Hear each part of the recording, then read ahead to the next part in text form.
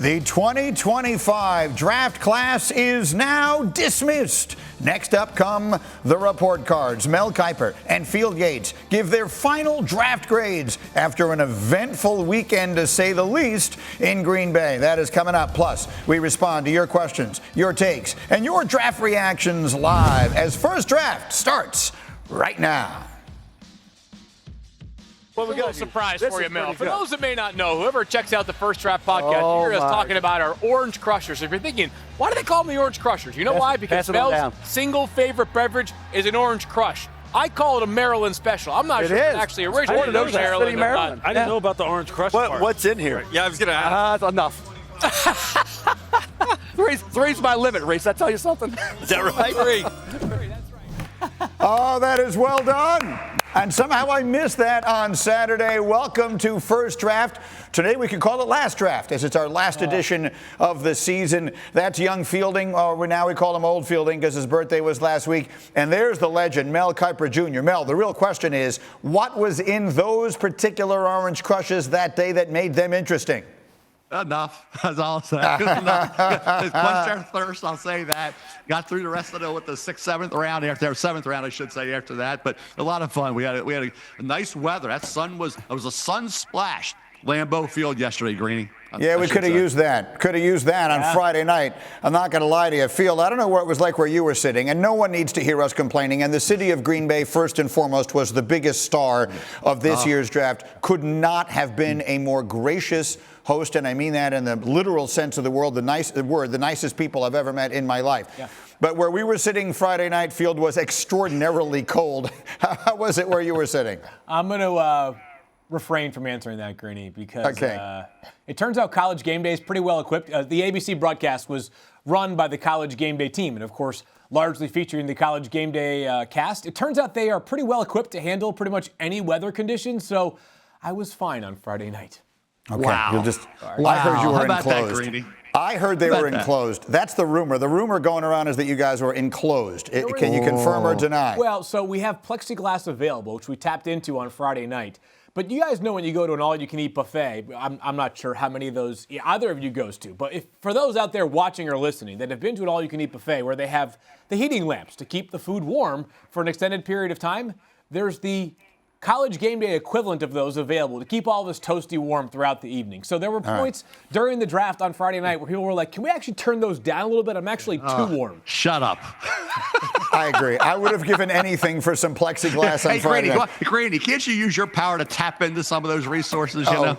Next year, if Pittsburgh is cold, we're sitting with those guys. Okay, no one wants to hear us complain about this, and everyone wants to hear us talk about the players. Again, we're here. We're live on the NFL on ESPN YouTube channel, ESPN2, and everywhere else for all our breakdowns all season long. Scan the QR code on your screen to access the entire First Draft YouTube playlist. But today we grade the team's performances, and obviously the overwhelming story was Shedeur Sanders and an unprecedented slide for the quarterback into the 5th round. I promise we are not going to spend the entire podcast talking about that, but we will begin there. Field, I was with Mel for the first 2 nights. I've not had a chance to talk to you. What was your reaction to the story of this draft? Yeah, lesson learned for me, Greeny. And let's talk about the quarterback evaluation. More so than any other position, perhaps, in team sports, there is the on-field evaluation, and there is the other bucket, which I'm going to call loosely intangibles, but it encompasses a lot of things. The NFL told us that the on-field front, they don't think Shedeur Sanders is as good as Mel and I do. I had him 16th on my final big board. I believe Mel had him 4th overall. Maybe it was 5th, somewhere in that top 5.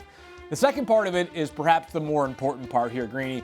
The NFL told us that the intangibles and everything that comes along with Shedeur Sanders were simply not good enough, whether it was specific to the pre-draft process or during the entirety of his 4-year college career. It is the perhaps confidence, perhaps in the eyes of NFL teams perceived as arrogance that Shedeur Sanders maybe would bring to the table. Those are things that no one said specifically. But let's make no mistake about it.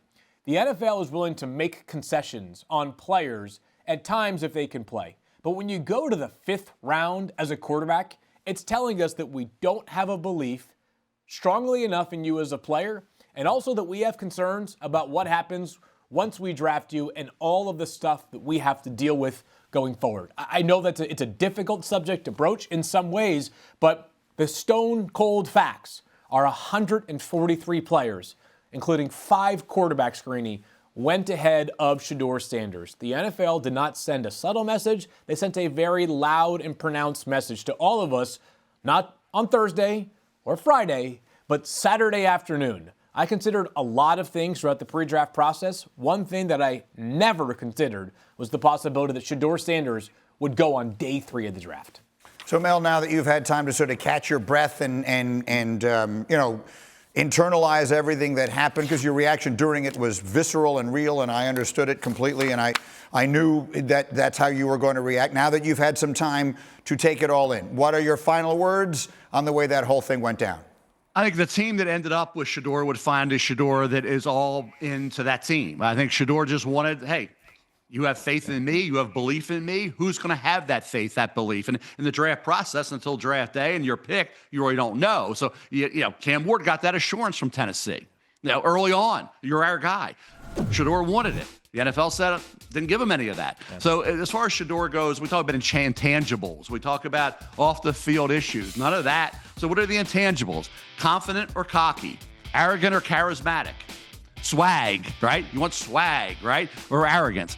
A quarterback that feels that he's the best, you want. Tom Brady had it. Tom Brady told Robert Kraft when he met him, hey, you're our 6th-round pick, right? He said, yeah, you're the best decision your organization. I'm the best decision your organization ever made.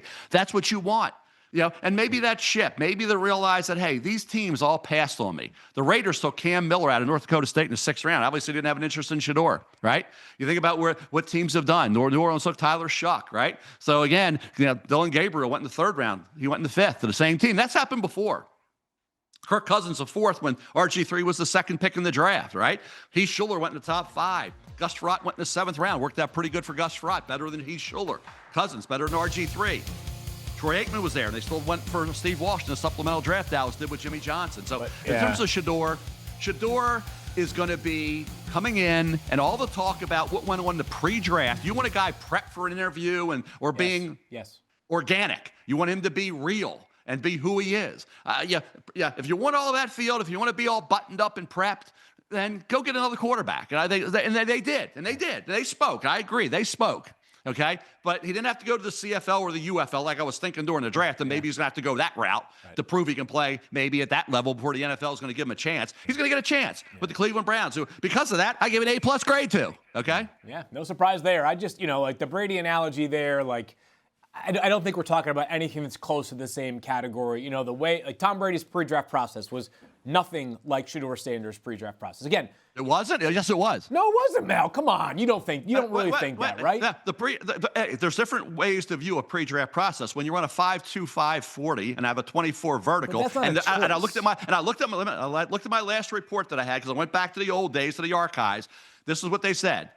Okay, a non-athlete, right? Not a choice. Who couldn't beat a turtle in a race, slow as molasses in January with a mediocre arm. We're not talking. That was Tom Brady, who stuff, thought he was going to be a 2nd-round pick, by the way. Ended up going into the 6th round when a Hofstra quarterback went in the 3rd to the team that he loved growing up and wanted to play for, the San Francisco 49ers. Passed them over for a Hofstra quarterback, right? And there's Tom Brady at the end of the 6th round, not even taken by his own team in the 6th round. They took another player over him. Like I said, he goes there with a major chip. He didn't think he would be a 6th-round pick. He thought he'd be a 2nd-round pick. Yeah. And the NFL said, no, because the pre-draft process that you just referred to didn't treat him well. No, but Mel, didn't treat him well. That's apples to, I don't even know what. That's apples to palm trees. It's apples to a motor. No, you said pre-draft process. That's part of the pre-draft process. Mel, I remember this. This is just one example of many, right? One of my first mock drafts, this was, I think, January. I had Shedeur Sanders going 6th overall. And of course, this entire process for Shedeur has been streamed, whether it's captured on YouTube, Twitch, you name it. And someone sent me the clip. It went all over the internet because they posted it. And Shedeur, I was doing my analysis on SportsCenter, and Shedeur looked at the screen and basically laughed and said, 6th overall? There's no way I'm going to make it to 6th overall, okay?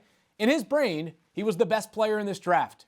And as a result, he did not, when he went to the Shrine Bowl, by the way, which the NFL instituted a rule this past year, Greeny, that if you're going to accept an invite to one of these all-star games, it has to be for players that are actually going to participate in practice. He showed up, didn't do anything, right? Didn't throw at the combine. As we know, the pro day was this event that was unlike any pro day that I think any of us have ever witnessed and probably ever will witness. It's just, I think it'd be naive to say that this pre-draft process from Shedeur Sanders was not extraordinarily unique and perhaps unlike any that we will ever see from a quarterback again. I just fundamentally believe that. What games were played in the last 3 months? Yeah. Were any games? What games were played over the last 3 months? The NFL has spoken. 144th overall, right? Like, if this was your debate going into the draft and you said there's no way this is going to fall because I think all this stuff is overstated, I'd buy it. But now it's done. And 144th, right? I mean, like, it was just ahead of, like, kickers and, I mean, to me, it's disingenuous to think that the pre-draft process was not unique for Shedeur and negatively impacted how he was drafted this Saturday afternoon. I think you're both right. The pre-draft process worked badly for both of the quarterbacks you're talking about. At Field, you're right, for entirely different reasons. The pre-draft process worked against Brady for entirely different reasons than it worked against Shedeur. But at the end of the day, none of that matters. And here was the one point I tried to make on Get Up today. And that is, because we spend so much time, energy, and effort on the draft, preparing for the draft, and God bless you, MEL Kiper, for creating this industry for all the rest of us, we sometimes act like the draft is the end of something. The reality is the draft is the beginning of something. And if you're going to handpick a situation in which Shedeur Sanders could have found himself, considering he fell to the 5th round, I don't think it could have fallen better. So I believe he has an excellent chance, despite how badly the weekend obviously went, to be the starting quarterback in Cleveland and to have every bit the career, Mel, that you forecast for him. And if he does, then the best part of the story when we make a movie about his life someday will be the weekend that he fell all the way to the 5th round. Yeah, and I do think this. I think the Dome would have been, if you say preferable for me, would have been the Raiders. I know Cleveland had already New Orleans had made their decision to go Tyler Shuck. With Cleveland, when the North and the weather and all that, I thought with the Drew Brees, Peyton Manning, the scenario there of saying Dome really benefited them tremendously. I really felt like the Raiders, after I knew it wasn't going to be New Orleans after taking Tyler Shuck, the Raiders would be a great landing spot with Geno being 35, with Pete Carroll and the Brady influence there. But it just didn't happen. They took a quarterback, Cam Miller, in the 6th round. Didn't take Shedeur Sanders. He ends up in Cleveland. Yeah. We'll see what happens, how it plays out. You're right about everything you said. It was different. It was totally unique. It was unique. Yep. It's happened to players before where some of the pre-draft process from that standpoint, not doing the things the way the interviews should go, because this was interviews. This was personality. This was that, okay? This was what it was about. Talking about it off the field. This kid's a great kid. He's never had any issues. So, but he kind of, I would say, let's say this, he rubbed the NFL the wrong way. Yes, he did. Let's leave it at that. Pronounced. Let's leave it there. To put a ribbon on it, Mel gave them an A+. Very quickly, Field, we'll make this our first grades, and then we'll move on. We're going to all the other plays. But Field, what grade did you give, and what was your reaction to the Browns draft this week? I would have gone more B+ than A+. Obviously, I wasn't, I didn't feel the same passion that Mel felt about that Shedeur Sanders pick. It's amazing, though, that the Browns were involved in what I thought would be the most dramatic moment of the weekend. And instead, it's just a footnote, right? The Browns made a massive, massive trade when they moved from 2 to 5, landing the Mason Graham, and sort of the foundation of what they got was the Jaguars 2, plus their first next year. So I'm a big fan of betting on the downside of teams that have a long ways to go, Greeny. So I actually thought that while I love Travis Hunter, and I still believe that it was a useful trade for Jacksonville, I liked Cleveland's side of that trade better than I did Jacksonville's side of that trade. So we could be talking about this next year, the Browns owning 2 of the top 10 picks in a class that 12 months out looks to be decidedly stronger at quarterback. So I'm okay with the Browns' process in that huge, huge trade, even one that cost them Travis Hunter. Me too, and that factors into the draft grade, the fact that they get next year's number 1 as well. All right, we'll break on that thought. We will continue. We will go through draft grades all around the NFL, tell you how your team did this weekend as we continue in a moment. It's First Draft, and we'll be right back. All right, we're back on First Draft. We have covered the Shedeur of it all, and now let's go through some more grades. That's what everyone wants to hear from Mel and Field, is how the grades turn out. Oh, I like this. I like the animation from our crew.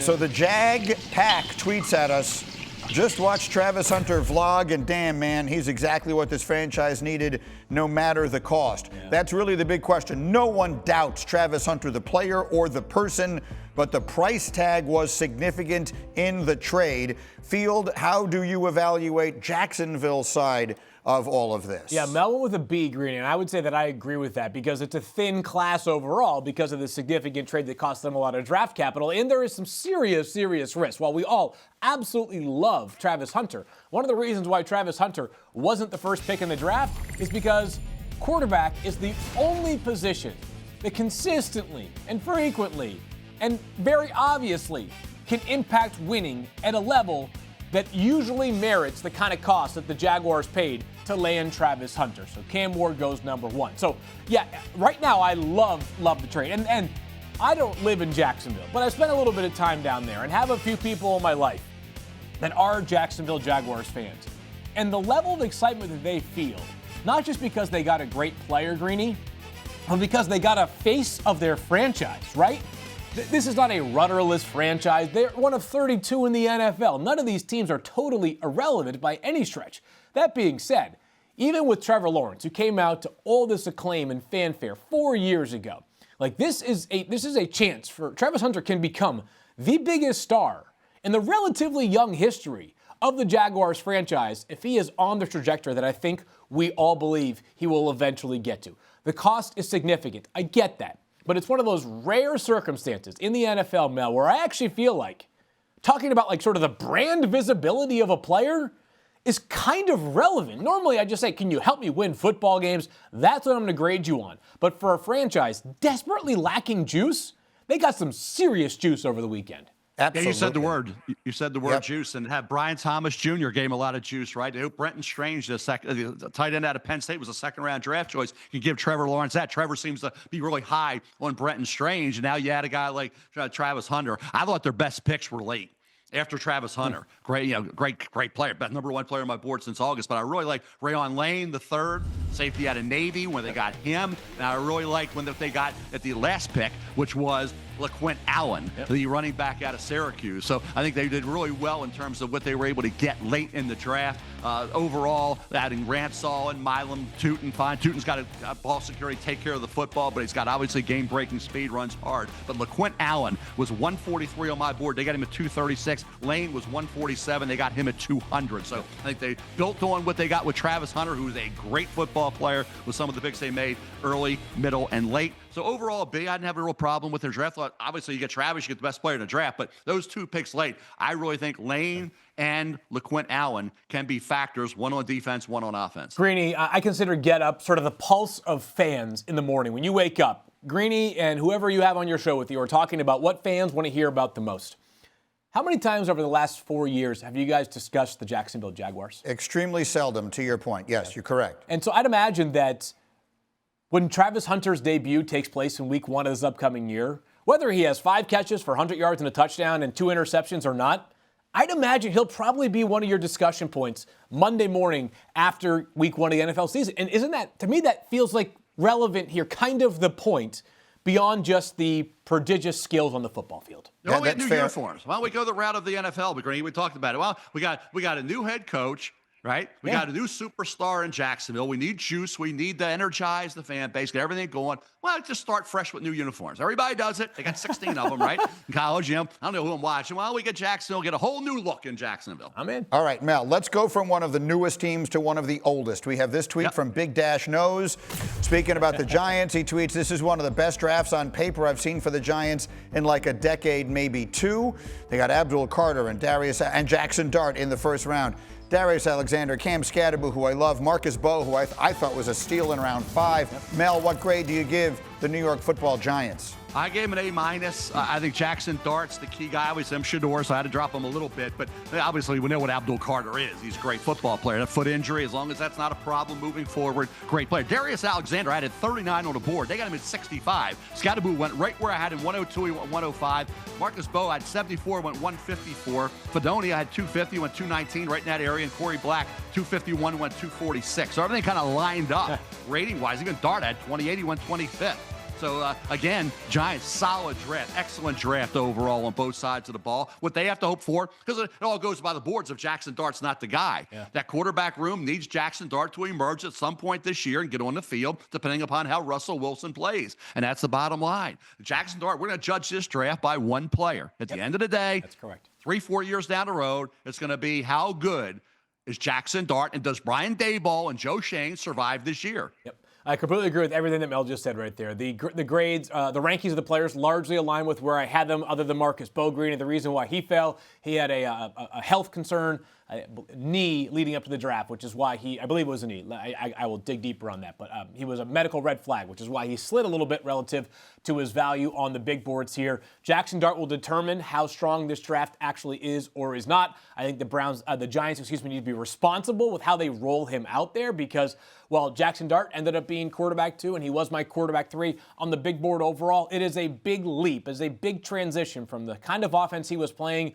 under Lane Kiffin and Ole Miss, where so much of the scheme got players wide freaking open, to the NFL level where the defenses are better and the schemes are going to be more complex. That being said, pretty good starter kit of traits that Jackson Dart brings to the table, and the cost was not prohibitive. This was not pick 3, it was pick 25.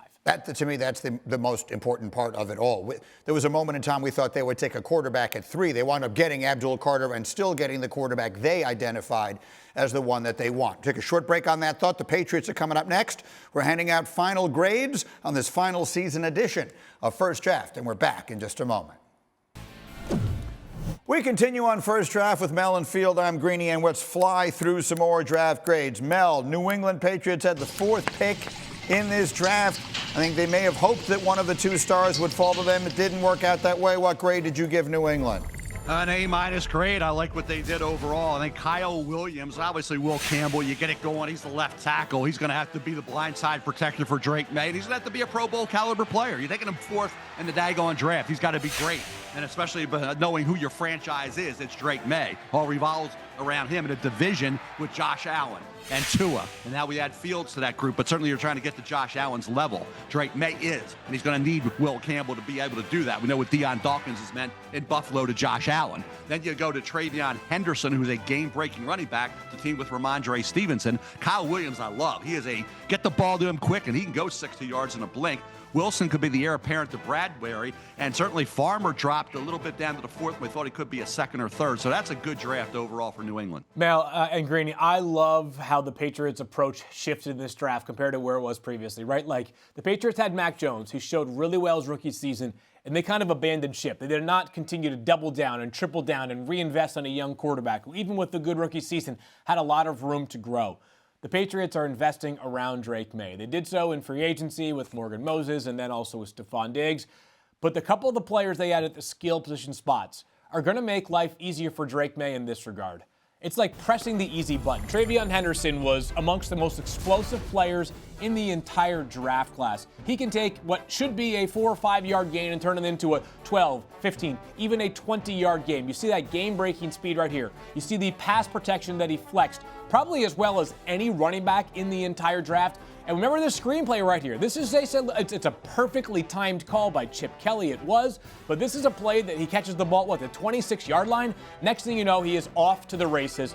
Drake May has to be the happiest person in all of New England right now because the Patriots have given him something to work with there. Mel mentioned Kyle Williams, 4.42 speed. He gave Travis Hunter all he could handle when those two matched up. He finished with an absolute bang last season. 9 receiving touchdowns in his final 6 games. This is not a super thick guy, Greeny. He's going to have to work on that strength, and when guys try to meet him at the line of scrimmage, can he get off press coverage? The most important thing for Kyle Williams that's going to unlock his success at the NFL level. He had 8 drops last year. 8 drops last year. You have to be more consistent when the ball's thrown your way. For sure. And if you look at all the other additions they made during the offseason, New England is remade under their new coach, Mike Vrabel. I think they're going to be very interesting to watch. Another team whose fans are fired up are the Seattle Seahawks. Let me read a couple of tweets. Evan Hill tweets, couldn't be more thrilled with this Seahawks draft. Don't even have words. Ty Dane Gonzalez tweets, Seahawks drafted a lot of dudes who wore the captain's C on their jersey in college. Mel, what grade do you give the Seahawks for their draft? I think John Schneider, GM, did a great job. Gave him an A. And I think when you look at what they were able to get, obviously we talked about the interior of the offensive line with Gray Zabel from North Dakota State. Play tackle, be guard. I actually can play center. He can play anywhere along the offensive line if you need him, but he will be, I think, a Pro Bowl caliber guard in the NFL. And then to get a Nick Eamon-Warris, who we thought would be a 1. Zabel goes to the first. We'd always projected Gray Zabel in round 1. But to go to get Nick Eamon-Warris in the second round when we had a first-round grab at 17 on the big board, my final big board, who was right there with Malachi Starks. Starks went to Baltimore in the late first. Eamon-Warris there at pick number 35. Kyle Hamilton, who coached him? Mike McDonald did, right? Mike McDonald now has Eamon-Warris, who's a unique freak. Very few safeties are 6'3", 230, can run in the 4.4 range and vertical 43 and be productive on the field and locate the ball. This kid has talent, and he was productive over a 3-year period. To get him for the coach who knows how to utilize that big safety, that big athletic safety like Kyle Hamilton here in Baltimore. Elijah Aroro, I did not think would get to pick 50 before he was selected. I understand Milrow because now you can work him in with what they have in Sam Darnold there. He can be run packages for him. Remember, McDonald was with Lamar Jackson in Baltimore, right? Riley Mills would have been a second rounder had it not been for the injury in the playoff game against Indiana. He's a medical redshirt probably. You get him in the 5th round, so be it. You're getting a second-round talent, Field. Yeah, explosive players was one of the themes of the Seahawks draft, right? We think past the offensive lineman who such a dramatic need. Gray Zabel, I mean, how many times do we mock Gray Zabel to the Seahawks in the months leading up to the process? Basically, every mock after the Senior Bowl. That's where I thought Gray Zabel was going to land. It's not often that those things work out as planned, but I was glad that that one did. But think about those picks they made beyond Gray Zabel. Jalen Milrow, if he hits, and that's a major, major if, as we have talked about ad nauseum. He's an explosive playmaker. Nick Eamon-Warris, last season, 4 interceptions, 2 returned for a touchdown. I actually have been calling him, as you guys know, the DK Metcalf of defensive players during the pre-draft process. Oh, he goes to the team that also used a second-round pick on DK Metcalf. And then Elijah Arroyo, 16.9 yards per catch last season. That was the best amongst all qualified tight ends in the FBS. The opportunities for life to be a little bit easier on Sam Darnold because of the pieces around him, yes, including the backup quarterback, I think was well done by Seattle over the weekend, and I thought that the trade up to get Eamon-Warris was a reasonable cost as well. All right, and so let's put up on the screen if we can, and I will read them for those of you who are listening with us and not watching. A few more teams that Mel gave very solid draft grades to. You have the Eagles an A-, Ravens, Texans, Chiefs, Chargers, Titans, and Commanders all receive B+ grades. So all things considered, excellent work by a lot of the usual suspects.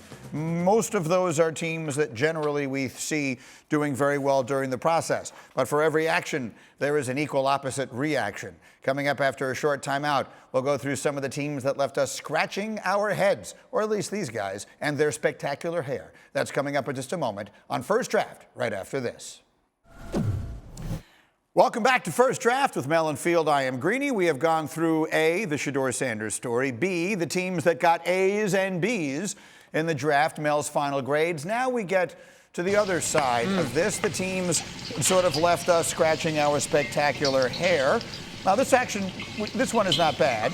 The Bears, Field, continue to equip Caleb Williams with a lot more offensive firepower. What were your thoughts on what the Bears did with a class led by the tight end Colston Loveland? Yeah, and Colston Loveland, who ended up going 10th overall, was the 11th player on my board, Greeny. It's not a surprise that he goes 10th. Only the surprise would be that for those that had Tyler Warren ranked ahead of him, did we guarantee that he would go ahead of Warren? The answer was no. But as we talked about many, many times, Greeny, when you're debating Colston Loveland and Tyler Warren, it's really more of like a what flavor of ice cream are you looking for, right? They play such decidedly different games that Colston Loveland going ahead of Tyler Warren was only moderately surprising to me. But the Bears have basically said all offseason, between the hiring of Ben Johnson, the reshaping of the offensive line, and then adding multiple players during the first 2 nights of the draft, Luther Burden III being the other one beyond Colston Loveland.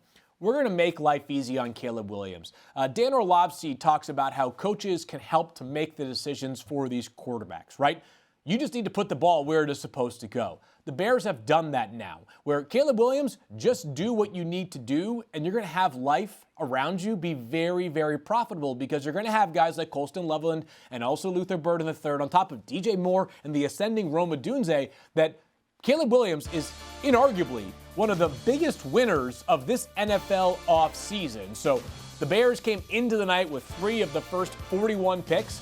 They end up with 4 of the top 74 selections, Shamar Turner being the 4th early in that 3rd round. Thought it was a good, solid showing here for the Bears. Mel? Yeah, I agree, and I think a couple late-round picks. Kyle Monangai, running back at Rutgers. He had a great 40 time. What he does with the pads on is make people miss, or he'll run through you. And he's a good running back. He can be north-south. Got a little more wiggle than people give him credit for. Okay, he's not going to be a home run hitter. He's a good, solid running back. I think Luke Newman. Nobody talks about it coming out of Michigan State. Transferred in there, went in the portal lower level to Michigan State. Okay, people say guard. I think center. He's got short arms, but he's a good football player. And this kid could maybe be a factor if he can overcome that lack of great length. But it's about punch. It's about the first man wins and gets those hands on you. And Luke Newman at center could down the road maybe be a factor at that spot for the Chicago Bears. All right, next team. And Mel, we have a tweet here from Ben Grimaldi, who writes, "It is awesome that the Cowboys had one of the best drafts around, but they still have issues at running back and wide receiver. They have one of the worst skill groups in the league.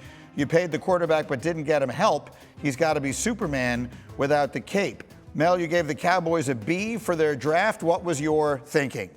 I agree 100% with that. Wide receiver, not addressed. Running back was, though, with Jaden Blue, who has got to keep ball security, cannot be a problem, but he's got game-breaking speed, and he can catch the ball out of the backfield. And then Phil Maffa, Clemson, pretty good football player. That could be a really good pick late in the draft. Maffa could be, but I'm with you. That's why I got him a B.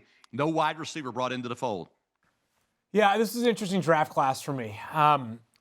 Tyler Booker, I had him right outside the top 32 in my final rankings here, Greeny. And the reason why is he has to play in a very specific scheme, given the fact that he is a below-average athlete by NFL guard standards, despite the fact that he is a gargantuan human.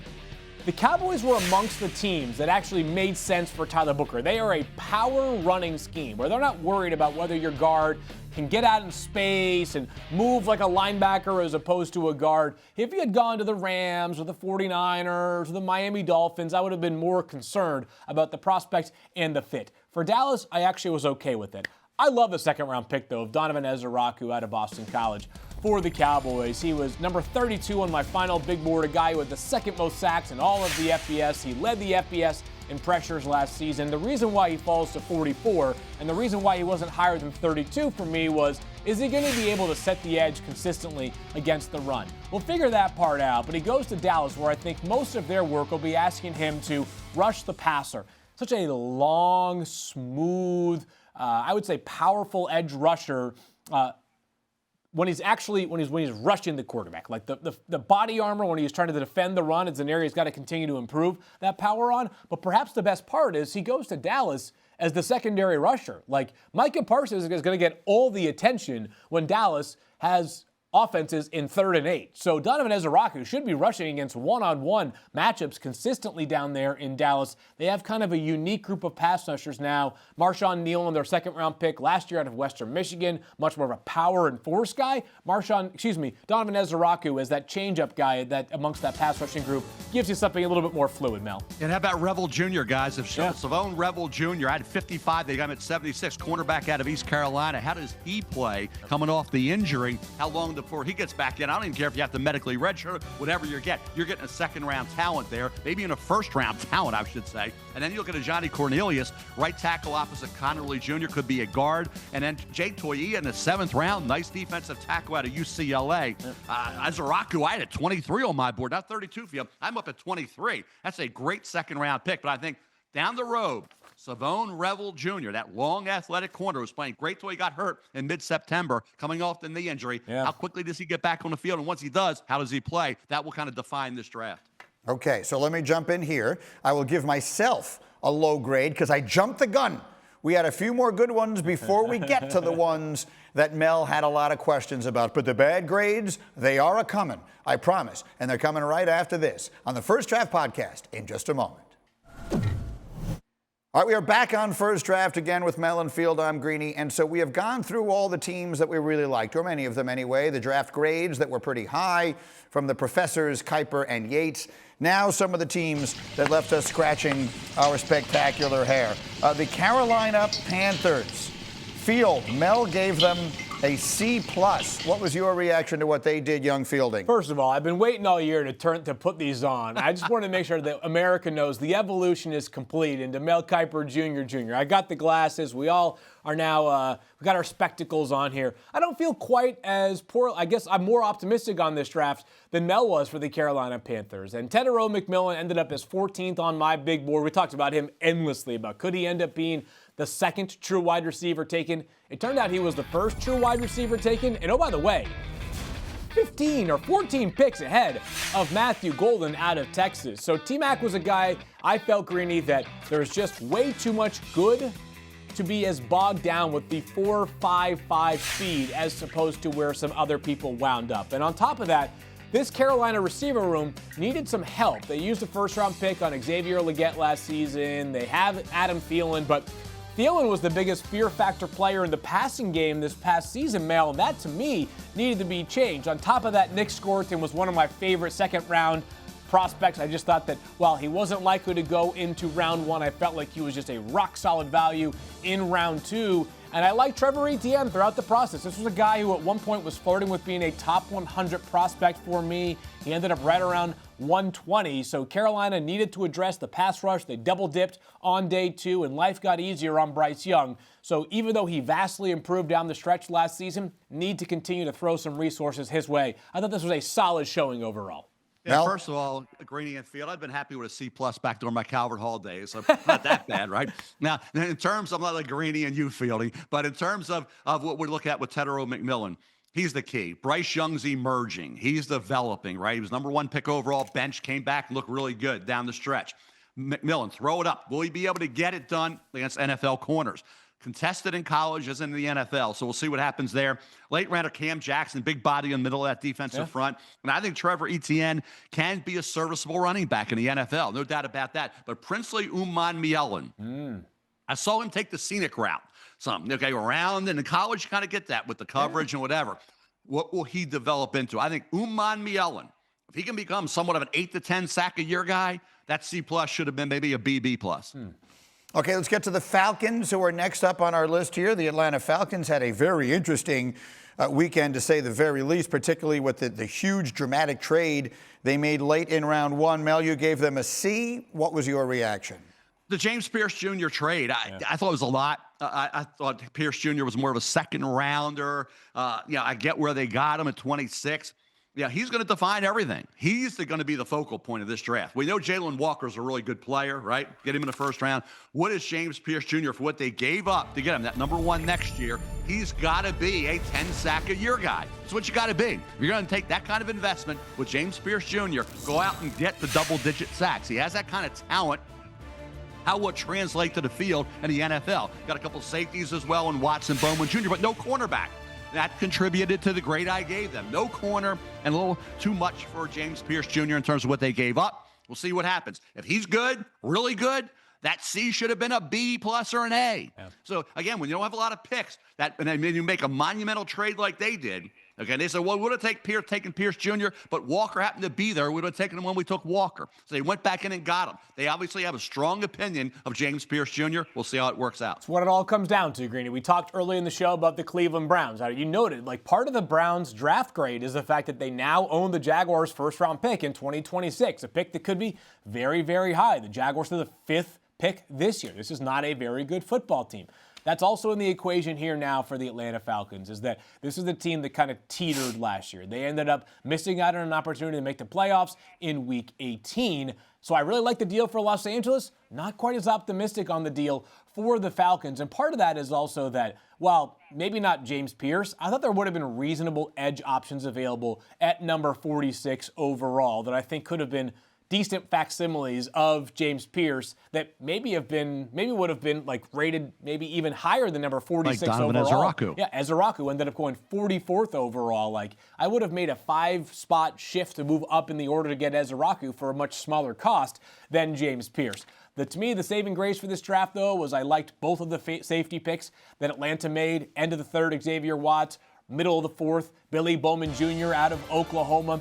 Those two guys should work well with Jesse Bates, who remains one of the better center fielder safeties in the entire draft class, in the entire NFL. 5 total picks. Not a lot of cuts. Obviously, they were a little bit pick deficient because of the trade up. They also had sacrificed a pick because of tampering for Kirk Cousins. I thought the Kirk Cousins trade could have gone down this weekend, Greeny, and we could have seen them potentially add some draft capital that way. It's an okay haul overall. The haul I'm not totally bummed out by, like the talent of the players. This is a pressure cooker season heading into the year for Atlanta. Make no mistake about it. This head coach and this GM understand we better win and win meaningfully this year, or we could be in trouble. All right, and so in the moment that we have left, because we just were given a little extra time, Mel, give us another team that stood out to you, be it positive or negative, that we haven't mentioned so far that you want to finish up on. I think the Baltimore Ravens did a really good job. And I'm going to go here to my team. And Land of Pleasant Living, Orange Crushes down in Ocean City, Maryland, where it was born, and the crab cakes bested here in the Maryland area. Malachi Starks. Did you see the reaction? That play like a Raven. That kid looks like he's ready to play like a Raven. Mike Green had 18 on the big board. He goes at 59. Yep. Okay. Then you get Teddy Buchanan. He'll play like a Raven, coming out of Cal, formerly of Cal Davis. In the loop, Tyler Loop, the kicker. Big leg, 6 of 8 from 50 and beyond. He's going to be a really good kicker in this league. And then late in the draft, Robert Longerbein had him at 116 on the big board to get him at 212. Slot corner out of Rutgers. Testuel thought he'd go a little earlier. And LeJontay Wester, one of those weapons for Shedeur. They got him laid out of Colorado. Hey, he packs a lot of punch for a kid his size. LeJontay Wester is an exciting player to watch. They got Wester in the 6th round. So overall, a nice draft. And again, another solid draft. Hey, I recuse myself. I let Dane Beavers and Ben Arledge give them the grade. Because, I'm an A. Eric DaCosta, great GM. I'm A every year. I said, hey, I'm out. You look at that Ravens draft. You know what I think of the players. You know what my grades were. You give them a grade. They gave him a B+. I'd have been A. They gave him a B+. Let me, Mel, I thought the draft was very solid for the Ravens as well. I don't have a very passionate response to what Mel just said. I think we should take a moment, though, and talk about the Titans at the very top of the draft here, Greeny. There's risk, obviously, and I had Cam Ward 6th on the big board. This is not Caleb Williams and Jaden Daniels and Drake May last year. But given how this draft unfolded, the fact that there was a quarterback at 1 and then no quarterback until 25, and Shedeur Sanders goes 144th overall, it turns out that having that number 1 pick proved to be extremely valuable for Tennessee. And I don't know if the chances are 10%, 50%, 90%, 100%. I don't think anybody accurately knows. But if Tennessee emerges from this class with not just a very good quarterback, but potentially a franchise-altering quarterback, and he's the only player in this class at that position that I think can legitimately alter your franchise at a high level, then Tennessee will prove to be the winner of this draft class. Because anybody else that does that at the quarterback spot would be a dramatic surprise, right? If Dillon Gabriel, the 94th overall pick, totally changes the Browns' fortunes, then I was way off of my evaluation of Dillon Gabriel. I did not have him as a franchise-altering quarterback. But Tennessee has a chance now with Cam Ward. Got a lot of work to do. I like what they did on the 3rd day of the draft, and by adding some pass catchers, 3 to be specific, to help out Cam Ward, and then reuniting him with his teammate Xavier Restrepo as an undrafted free agent. But Tennessee, on paper, has a chance to become the biggest winner in this draft because they might well have the only quarterback who really alters the dimensions of this franchise going forward. Well, we'll see. We'll see if he comes anywhere close to what Jaden did. Jaden Daniels came as the 2nd pick overall. But I'm not saying that fast. Like, even just what he did was, right? Well, what he did was phenomenal. And now I'm going to the Washington Commanders, guys. Washington Commanders didn't have a lot of picks. It was quality over quantity. Yeah. They added Laramie Tunsil and Deebo Samuel. How you utilize the draft process is important. What's out there for you, but to get a Josh Connolly Jr. to help that line. Jaden Daniels was great. Yep. I don't know how Cam Ward's going to be. Jaden Daniels was great. And now you get Josh Connolly Jr. to fortify that offensive line. Trey Amos, a long athletic corner they needed. Jalen Lane, best punt returner in this draft. Gives better field position for Jaden Daniels in that offense. Plus, he's a pretty good receiver.